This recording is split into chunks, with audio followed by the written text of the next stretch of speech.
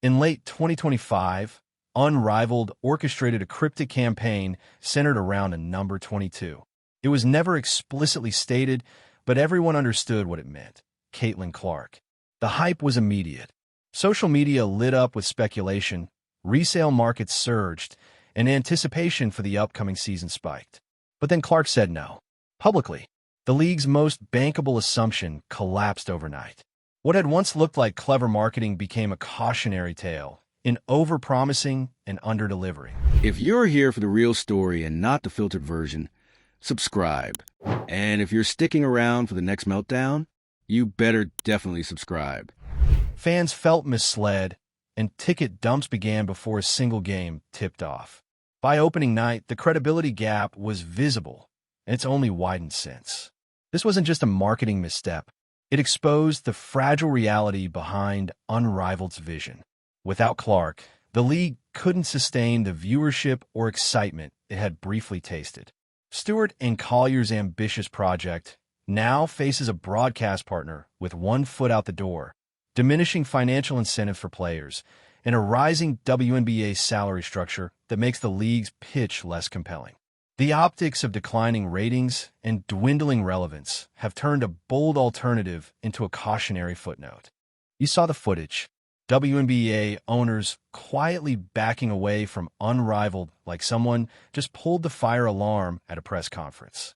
Silent, no statements, no spin, just a slow retreat from the dream they helped hype into existence. And at this point, who can blame them? Unrivaled was launched with energy.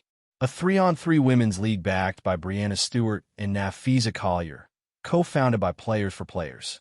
Big names, bold vision, and a TNT broadcast deal that stretched 6 whole years. On paper, it had everything going for it. But we're in Season 2 now, and the vibe has shifted from game changer to damage control. The numbers are brutal. The league averaged 221,000 viewers in its first season. Not headline-making, but enough to keep the lights on. This season, they bottomed out at 32,000 for a game featuring Paige Buchers. That's not just a slump. That's a collapse. Should we still be doing this? Moment. So what happened? 2 words: Caitlin Clark. She's not just a star. She's the star. The singular force who brought millions of new eyes to women's basketball. You'd think a league trying to carve out space in the offseason would make her their top priority. But not only did they fail to sign her, they faked like they did. Back in late 2025, Unrivaled started teasing a new season with cryptic ads centered around the number 22. That number wasn't subtle. It's Caitlin Clark's jersey. The message was clear: she's coming. Fans believed it. Ticket sales jumped. Social media buzzed. But there was one small issue: Clark wasn't coming. She never signed, never committed. And when she publicly declined, the backlash hit instantly. Fans were furious. They felt duped. And worse, they started checking out before the season even started. Resale sites lit up with dumped tickets. Enthusiasm curdled into distrust. That one marketing stunt didn't just fail, it poisoned the well. It gets worse. The league had built its season around the hope that Clark's shadow was enough. But once the illusion shattered, reality set in. Without her, Unrivaled didn't just lose a potential player. It lost the reason casual fans tune in at all. Because the hard truth is, Caitlin Clark isn't just part of the conversation. She is the conversation. And that's not just hype. It's backed by data. During her injury absence in the 2025 WNBA season, league ratings dropped by over 55%. That's not a trend. It's a cliff. Unrivaled tried to build its audience on a collective model. Let the stars shine together, elevate each other, rise as one. That works in theory. But the second Clark stepped out of the frame, viewership vanished. The rising tide myth fell apart. There is no tide without her. And now, Unrivaled is in survival mode. TNT, their biggest partner, holds a 3-year opt-out clause. If things don't turn around by 2027, the network can walk away. And based on current trends, that exit looks less like a possibility and more like a guarantee. Without TNT, Unrivaled will likely be forced to stream on YouTube. That's not a pivot, it's a downgrade. A league moving from national television to a platform shared with amateur recaps and highlight compilations loses more than reach. It loses legitimacy. You can't claim to be the future of women's basketball if your game stream next to prank videos and podcast clips. Even the league's original financial appeal is slipping. Back in 2025, Unrivaled had a compelling edge. Equity stakes, better pay than overseas gigs, and player-led decision-making. But the WNBA's new collective bargaining agreement has closed that gap. Salaries are up. Job security is stronger. Players who once saw Unrivaled as the more lucrative path are now reconsidering. And then there's the talent drain. With new ventures like Project B starting to poach players, the competition for attention and athletes is tightening. Unrivaled isn't just struggling to keep viewers, it's struggling to keep players. So what about Breanna Stewart and Nafisa Collier? Their names are tied to this. They didn't just endorse Unrivaled, they built it. But now their reputations and investments are on the line. They back something with their brand power, and it's unraveling fast. The vision of a player-empowered alternative league is being swallowed by the harsh reality of unmet expectations and one colossal marketing misstep. And for the players who join in good faith, it's a tough spot. They signed on for more money, more control, more visibility.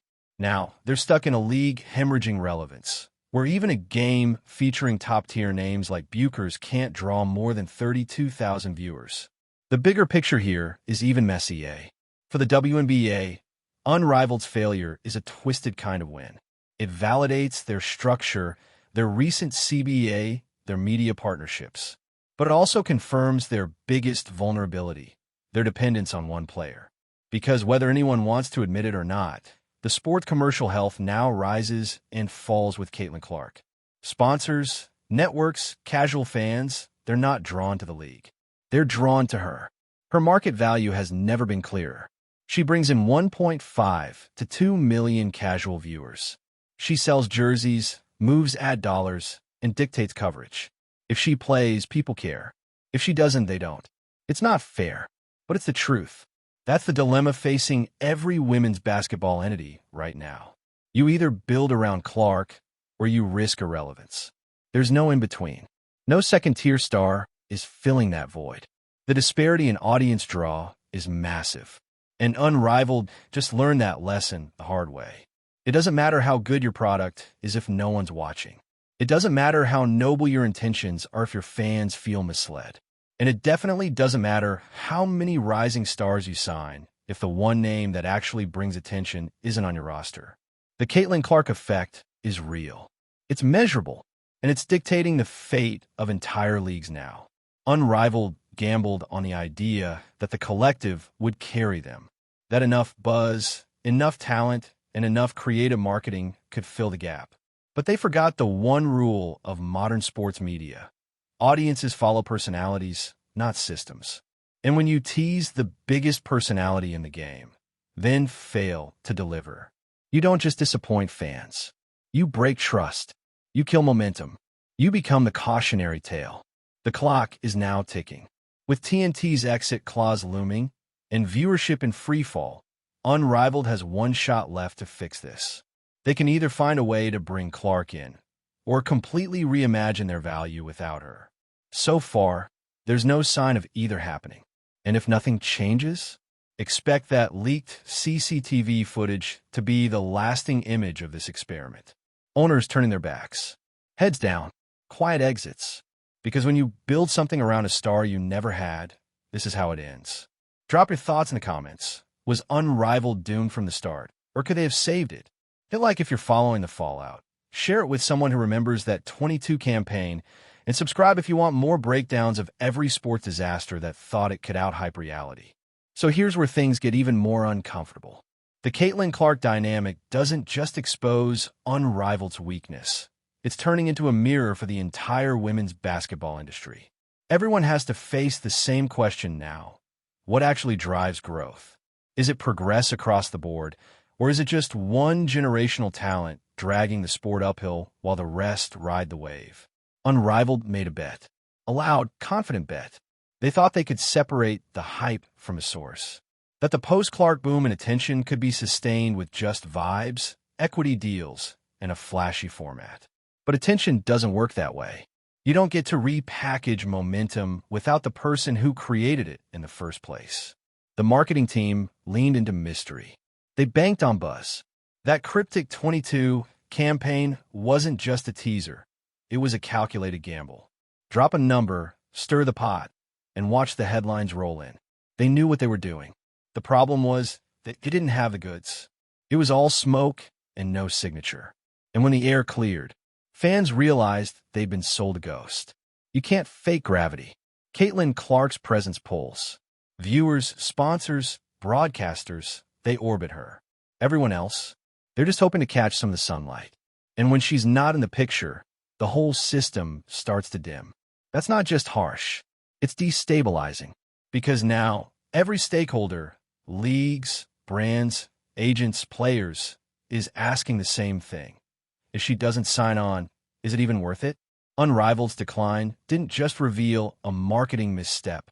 It exposed a foundational flaw in the way the sport is being positioned. The assumption was that if you gathered enough WNBA talent, added a unique format, and wrapped it in glossy branding, fans would follow. But that formula only works if there's a draw, a reason to tune in. And right now, there's only one name that delivers that at scale. The Buchers game proved it. Paige is talented. She's got name recognition. But when she headlined a nationally televised game and only pulled 32,000 viewers, it shattered any remaining illusions. Skill and marketability aren't the same thing. The ability to hoop doesn't guarantee the ability to move numbers. And for Unrivaled, those numbers are now more important than anything else. Because if you think TNT is in this for the culture, think again. That 3-year opt-out clause isn't just legal fine print, it's a countdown. If ratings don't swing upward fast, they'll be gone by 2027. No fanfare, no ceremony, just a quiet email and a reallocated time slot. And once that happens, the league loses its biggest legitimizing partner.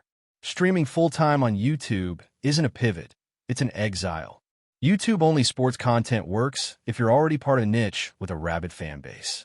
But for a league trying to prove its mainstream appeal, that move signals one thing: retreat. You're no longer in the arena with major leagues. You're just trying to stay visible. And visibility is exactly what Unrivaled is hemorrhaging. Think back to when the league launched. There was real excitement. Stewart and Collier brought credibility. The player-first structure felt radical in the best way. It looked like a movement. But what's a movement without momentum? The early buy-in from players came from two things: better pay and big promises. The league offered more than overseas contracts. It offered ownership. But now, with the WNBA raising salaries and increasing benefits, that economic advantage is shrinking. Combine that with poor ratings and a rocky brand reputation, and suddenly those equity shares don't look like opportunity. They look like risk, especially when rival ventures are starting to circle. Project B is already in poach mode. They've seen the blueprint.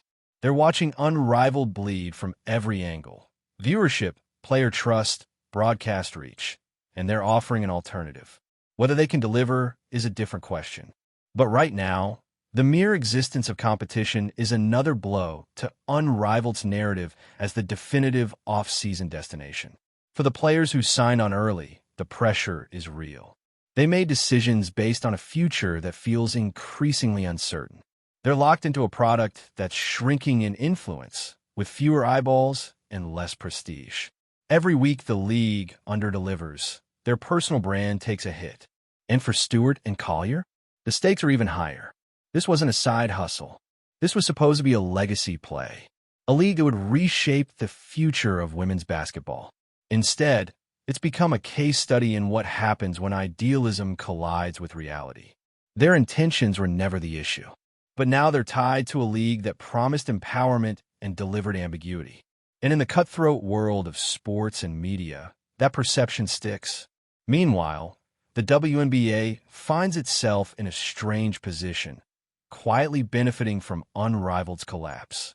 Because every flaw exposed in the startup league reflects well on the parent league's stability. But there's a catch. The same data that shows Unrivaled needs Clark also shows the WNBA depends on her. It's not a luxury anymore. It's a lifeline. She's the difference between million-viewer games and background noise, between sold-out arenas and rows of empty seats. Her injury alone caused WNBA ratings to plummet by over 55%. You don't just bounce back from that. You restructure around it. And that's the conversation now. Whether leagues will finally stop pretending this is a rising tide and start acknowledging the obvious. It's a solo act with a big cast of supporting players. It's not what anyone wanted to admit. But denial isn't a strategy. So what happens if Clark never joins Unrivaled? What if she builds her own off-season platform, or signs an exclusive media deal, or takes her brand in a completely different direction? Then Unrivaled either transforms fast or fades completely. Because without her, they can't scale. They can't stabilize. They can't sell. Every option moving forward requires a level of humility and reinvention the league hasn't shown yet. Maybe that changes. Maybe Stewart and Collier find a way to rebrand a vision, reset expectations, and build something smaller but more sustainable. Or maybe the league becomes a warning for every future venture. Never build around someone who isn't in the room. Because this isn't just about bad marketing. It's about structural overreach. About believing momentum is transferable when it's not. About assuming audience loyalty can be gamified. It can't. Fans don't forget when they've been misled. And networks don't keep losing money to prove a point. Unrivaled wanted to revolutionize the space. But revolutions require leaders. And their attempt to hint at Clark without having Clark turned into a credibility crisis that may be impossible to recover from. This is where things are now. A league that started with big press releases and major backing, now hoping it can survive long enough to see a third season. The TNT countdown is ticking. Fan engagement is cratering. And every week, Clark doesn't show up, the brand takes another hit. Because this is the reality. Caitlin Clark is the market. She's not just part of the conversation. She is the center of it. And the sooner everyone admits that, from leagues to executives to sponsors, the better chance they have of building around something real. Unrivaled bet on potential. The WNBA is learning to bet on presence. And everyone else? They're watching, calculating, adjusting because they now know what moves the needle. You can't sell women's basketball at scale without Caitlin Clark. Not yet. Maybe not for a long time. At this point, the silence from Unrivaled's leadership says more than any press release could. No one stepping up to own the mistake. No walk back of the 22 stunt. No honest acknowledgement that their marketing leaned too hard on something they never had. Just vague optimism, recycle buzzwords, and a whole lot of "we're excited for the future." But the audience isn't stupid. Fans know when something's off. They feel it. And when the core promise of your league hinges on transparency, empowerment, and being for the players, a bait and switch, whether it was intentional or not, undermines the whole brand. Unrivaled try to walk a line between hinting at Caitlin Clark's involvement and never officially saying it. Technically, they didn't lie, but they absolutely let the assumption grow unchecked. And when Clark finally spoke up and said she wasn't part of it, it wasn't just disappointment, it was betrayal. The fans felt played, and worse, they felt manipulated. That kind of backlash doesn't just fade. It sticks. It infects everything that comes after. Because now, every move Unrivaled makes will be met with side-eye. Every announcement will be dissected for what's not being said. That trust is gone, and rebuilding it, especially without a visible plan, is going to be brutal. Meanwhile, the rest of the women's basketball world is operating like two parallel universes. In one, the WNBA is riding the Caitlin Clark boom. Sponsors are piling in. TV deals are getting juicier. Her games are appointment viewing. Media outlets that never covered the league before are suddenly running highlight packages and feature stories. In the other universe, Unrivaled is fighting to stay relevant, trying to squeeze engagement out of names that just don't carry the same weight, at least not to casual fans. And that's the part that stings the most, because the players in Unrivaled are elite. They're Olympians, champions, phenomenal athletes. But when it comes to media draw, none of them are moving the needle the way Clark does. That's not a knock on their talent. It's just the harsh reality of how the sports marketplace works in 2026. Unrivaled hoped that their unique format and by players, for players' ethos would be enough to differentiate them. But novelty doesn't beat gravity. And Clark's gravity is unmatched. She's the one with the viewership numbers. The one who pulls 1.5 to 2 million casual fans into a broadcast. That's the kind of draw that doesn't just boost a league, it defines it. And without her, Unrivaled isn't just missing a player. It's missing the foundation it thought it was building on. That's why the TNT contract is starting to feel like a ticking time bomb. It was supposed to be a statement, 6 years of national TV backing. Proof that this wasn't just a side project. But baked into that deal was the quiet reality check clause. If the ratings tank, TNT can walk after year 3. We're now in year 2. Ratings have tanked, and the network has eyes. They see the numbers. They see the engagement metrics. And they're not going to throw money at a product that's shedding viewers and can't deliver on its biggest marketing hook. And here's the thing. Once you lose a major broadcaster, the ripple effect is massive. Sponsors get cold feet. Player morale slips. Media coverage drops. Momentum evaporates. You don't just lose a TV partner. You lose status. Streaming full-time on YouTube might keep the league technically alive, but the perception shift would be devastating. It signals that the experiment couldn't sustain itself, that the infrastructure of professional legitimacy collapsed. And sure, maybe Unrivaled could rebrand as something smaller, grassroots, content-focused, built for diehards. But that's a very different lane than the one they sold to players, fans, and networks when they launched. That's not a revolutionary player-led league. That's a web series with a scoreboard. Meanwhile, the WNBA doesn't have to say a word. Unrivaled's unraveling is doing all the talking for them. Their structure, long criticized for being slow and overly centralized, suddenly looks like stability. And as long as they've got Clark in the building, they've got leverage with everyone, from advertisers to broadcasters to fans. It's no longer about which league has the better pitch. It's about who has her. And that's where every other league, Unrivaled included, now finds itself stuck. They can't grow without her, but they also can't afford to keep building systems that ignore her centrality. The uncomfortable truth? Caitlin Clark isn't just influencing the direction of women's basketball. She is the direction. And if leagues, execs, and investors don't start admitting that out loud, structuring around it, budgeting for it, negotiating with it in mind, they're going to keep hitting this same wall over and over. That's what makes Unrivaled situation feel less like a one-off and more like a warning shot. A reminder that vision without reach is just hope. That hype without substance eventually backfires. And that if you're going to invoke the biggest name in the sport, you better have the paperwork to back it up. Because fans don't want speculation. They want truth. And now that the curtain's been pulled back, Unrivaled has to decide what they are without the illusion. The path forward won't be easy. They can't just throw more promos at the problem. They can't double down on the same strategy and expect different results. At some point, they'll have to own the failure, publicly, transparently, and either reset the mission or bow out gracefully. And maybe, just maybe, this becomes a turning point.